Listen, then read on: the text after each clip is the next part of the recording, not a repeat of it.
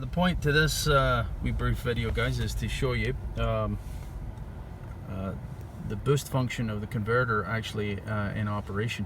So I've got only 3 parameters on here: the vehicle speed, obviously with stationary. I've got VL, which is the pre-boost voltage, the high voltage battery. Nominal voltage in this vehicle is 144 volts. You can see it's a wee bit above nominal because it was state of charge really.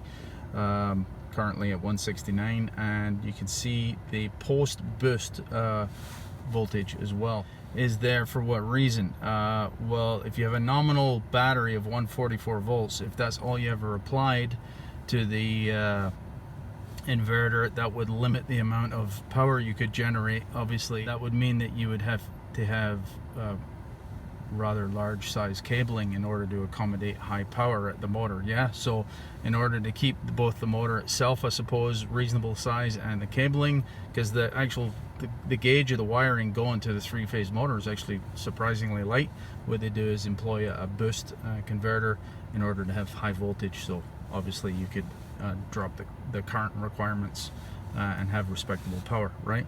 So I'll just get my missus to set off here.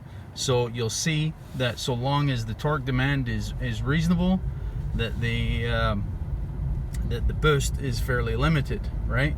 But as we actually start to gather speed here, you can see that the boost actually starts to go up. So it's basically a function of torque demand, not exclusively, but basically it is.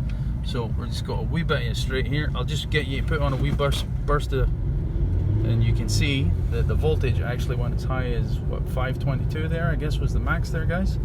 So we have a nominal battery voltage of 144 being boosted to as high as 522 in this case, again in order to provide the torque, the power, if you will, twins with both the internal combustion engine and the effort from the traction motor. So appreciate, guys, that we're downline of the boost section here in the inverter proper. You can see the 6 IGBTs, 3 on the positive rail, 3 on the negative rail. The IGBTs are essentially just high power solid state switches.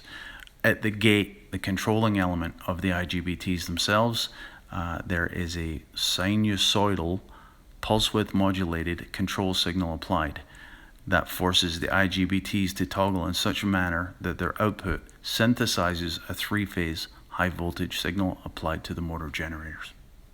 You'll also notice that there's a rectification facility across each IGBT that allows bidirectionality of the system, generation or charging facility, and regenerative braking capacity.